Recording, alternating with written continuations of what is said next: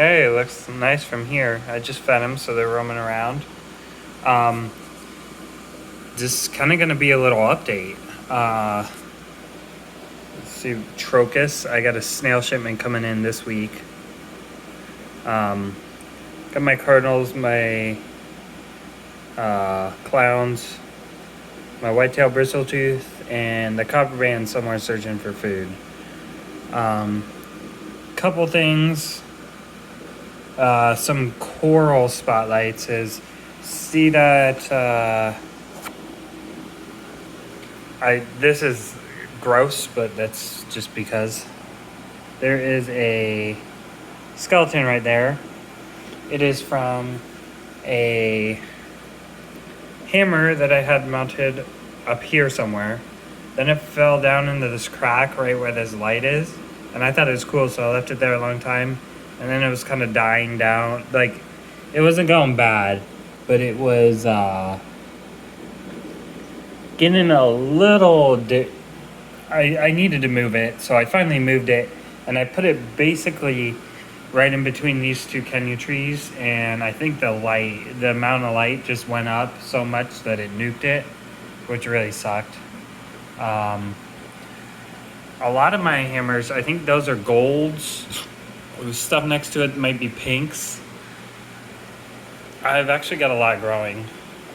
I had a big chalice get goo, brown jelly, and actually that's the only piece that is like a softball sized chunk.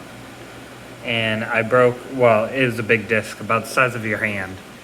And I cut it all up into little tiny pieces because it was going and it was just falling apart. And it just recently started going back, growing. I've got some, I don't know, Cyphastria or something. I think that's two different types. That's going pretty good. So is this frag rock's just covered in it. So I guess I'm making frags. And then this is, I think, another gold hammer. And that is a really cool green bubble octo hammer or something. So, haven't lost too much. A couple pieces here and there. There was a piece of hammer right in the center of the screen. It's gone. But actually, I'm getting encrusting over there. That's kind of a newer piece, and it looks like the algae's pissing it off. Encrusting right there. There is a coral behind it. That's there's a Monty behind it. Oh shit! The rainbow Monty dropped. Oh, and it's getting torched. That was there yesterday. Shit. I've got a right up there. Let's see if I could get a shot. Right there. Nope. The green stuff. One's a mushroom and one is a what you call it? Another LPS. I'm not sure. Oh, there's. Damn it. I need to get rid of all of these, this Favia, and there's another one growing down there. It's going pretty good, but you see it's dying. The tentacles are killing it back. I got a lot of mushrooms I gotta get out of here. Other than that, the acans are doing pretty good. I really gotta move that. Something that happened was I bought new fish. I spent, $300 buying a baby blue hippo tang and a 2-inch naso, 3-inch naso, about half the size of my bristletooth. And they're not in here because the blue hippo was covered in flukes and died. So I had to treat the whole tank for flukes with ProziPro because I didn't quarantine. And then because of water chemistry issues, or a bad reaction to the flukes, which are white spots that are actually like worms. So they're kind of easy to treat, but the bristletooth, which is one of my favorite fish, I mean, him and the copperand are tied, got white spots, which looked like flukes. I'm 99% sure they're bacterial infection because I treated for flukes forever. They never went away. That caused the naso to die, I guess, because it was just stressed out and not eating right and didn't like the medicine or something. And finally, I knew it wasn't. I thought it might be ick. I thought it could be flukes, but I've been treated flukes. Or it could be velvet, and it looked more like velvet than ick, but if it was velvet, my fish would pretty much be dead. So I took a chance because it really did look like bacterial infections. So I just did like a 50% water change and it cleared up in 2 days. So it's a real big bummer.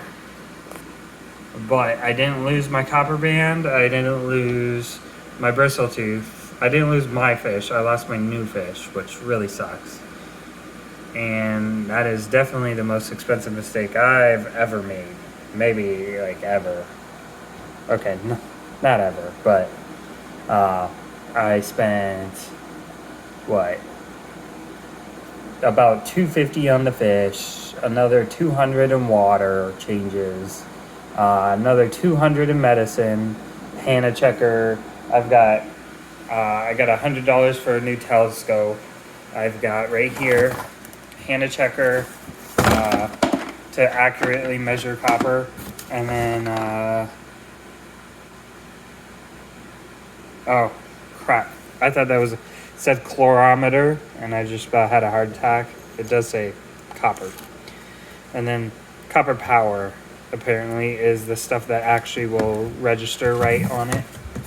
I got a telescope right there, or a microscope, which I kind of wanted one anyway, but I think it ended up somewhere between $600 and $800 all in total to kill my fish and sit here for 3 hours a day looking at spots on my fish.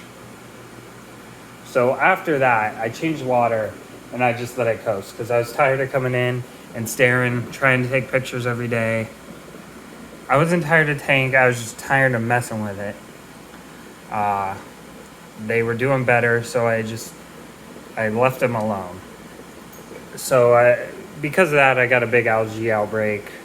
Because I didn't change water. I didn't really do any maintenance. Oh, I had the skimmer turned off for,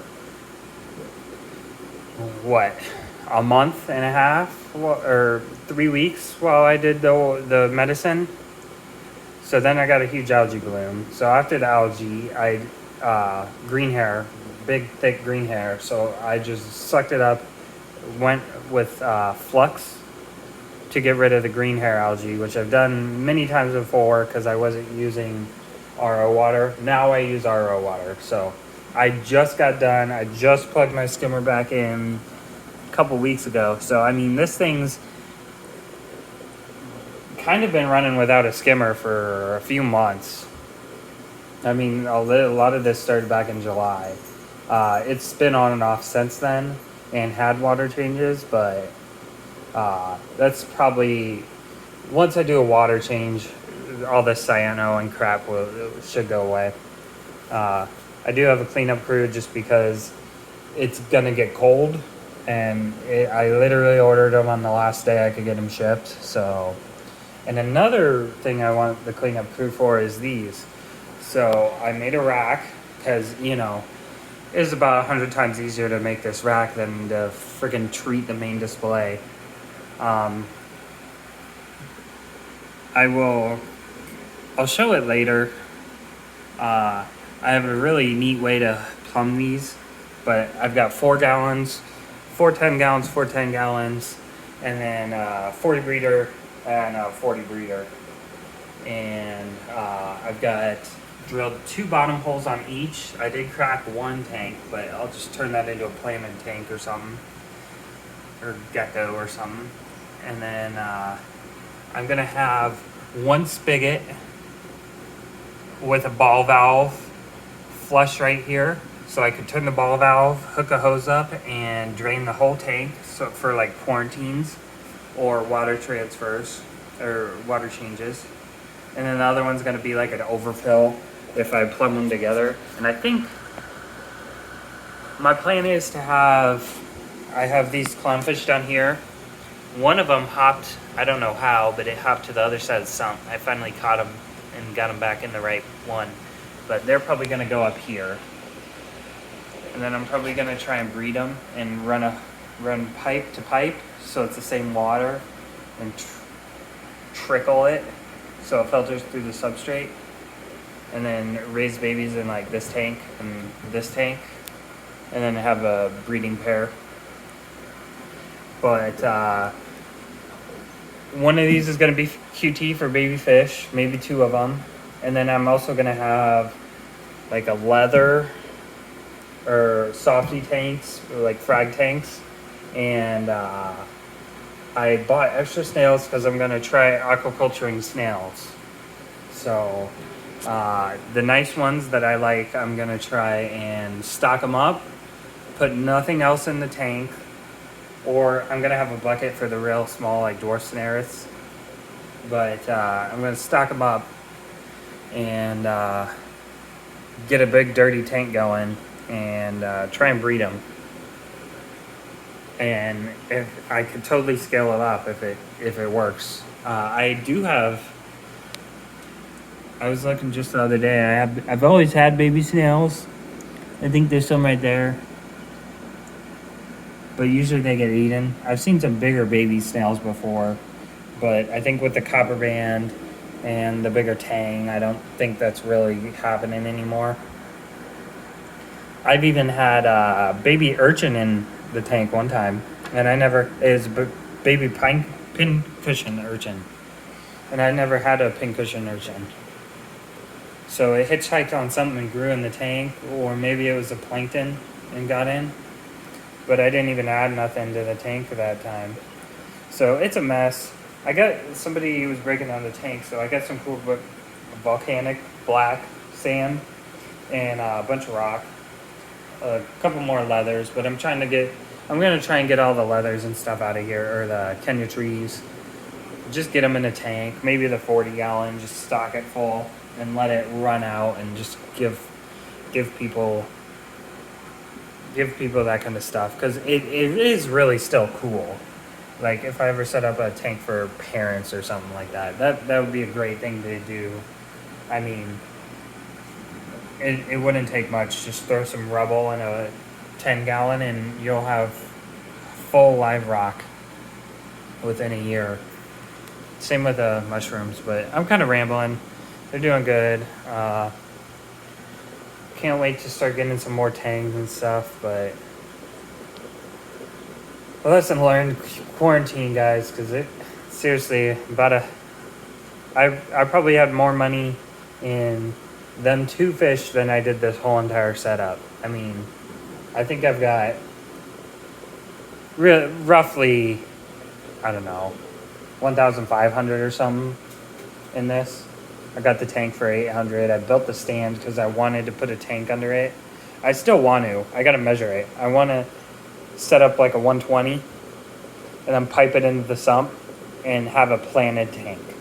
Then if I have any ornery, the water will go in, out, down, back up. And if I have any ornery fish like a flame angel or something, I could pop it in there and it could live down there. But yeah, I scraped away the algae and I'm like amazed how great it looks. It's just kind of the pro of letting your algae grow stupid long. But yeah, just thought I need to start making more videos. And actually, if you're a freshwater fan, I just showed my whole nasty room. I have some bad news and some great news. I got Goodyids. So I'll put those in a different video, but they're an extinct. God, those clowns are so fat. They're extinct and endangered in their natural habitat, and the only reason they're around is because people breed them. But yeah, it's looking great. I'm back to working on them.